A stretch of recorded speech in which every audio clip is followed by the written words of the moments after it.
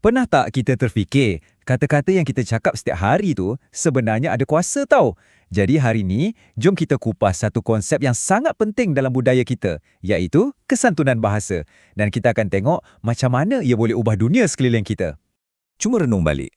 Daripada kita cakap selamat pagi dekat keluarga, sampailah ke email yang kita hantar dekat office, setiap perkataan yang kita pilih tu, kan, sebenarnya ia sama ada tengah membina atau meruntuhkan hubungan kita dengan orang lain. Baiklah, kita mulakan dengan yang paling asas. Apa sebenarnya maksud kesantunan bahasa ni? Sebab ia bukan setakat cakap sopan je tau. Ada lagi yang lebih mendalam. Secara asasnya, ia adalah tentang macam mana kita guna bahasa untuk jaga keharmonian. Bukan setakat pilih perkataan yang betul je, tapi lebih kepada cara kita sampaikan tu untuk jaga hati orang lain dan pastikan hubungan kita sentiasa baik. Nampak tak? Konsep kesantunan bahasa ni, dia macam satu kitaran yang lengkap. Kita mula dengan definisi, guna bahasa yang elok. Lepas tu, ia jadi penting sebab ia bantu kita jaga sensitiviti orang, bina hubungan yang harmoni. Dari situ, kita amalkan dalam hidup seharian. Contohnya hormat orang tua, tak kutuk orang kat media sosial, dan akhirnya, tentulah kita dapat kesan yang positif dan elak perpecahan. Okey, so, kenapa benda ni penting sangat? Apa efek dia kat kita? Kat masyarakat kita. Jom kita tengok. Sebab apa penting? Pertama, ia macam perisai tau. Dia jaga hati dan perasaan orang lain. Kedua, ia macam baja yang suburkan hubungan kita dengan orang sekeliling. Ketiga, ia jadi tiang seri untuk masyarakat yang harmoni. Dan akhir sekali, yang paling penting, ia boleh elakkan salah faham daripada jadi lagi besar. Cuba bayangkan, ia macam benang ghaib yang ikat kita semua. Kita memang tak nampak, tapi percayalah, ia sangat kuat. Ikatannya ada di mana-mana. Tak kiralah masa kita makan dengan keluarga ke, dalam meeting kat pejabat ataupun dalam komuniti kita yang lebih besar. Okey, kita dah faham apa tu kesantunan bahasa dan kenapa ia penting. Sekarang, macam mana nak amalkan benda ni dalam hidup kita hari-hari?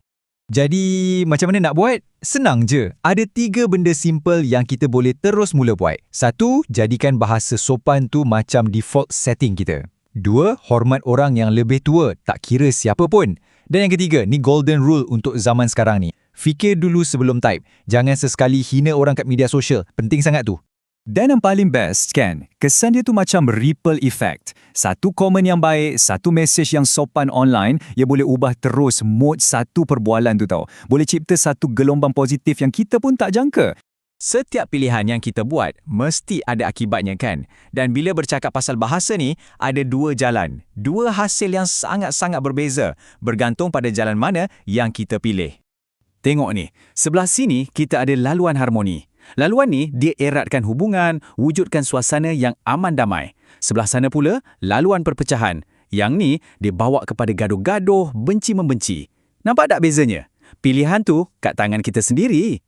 Dan gambar-gambar ni tunjukkan dengan jelas apa hasilnya. Kalau pilih jalan harmoni, kita dapat kesan positif. Hubungan jadi mesra, seronok. Tapi kalau pilih jalan perpecahan, kita dapatlah kesan negatif. Gaduh, benci.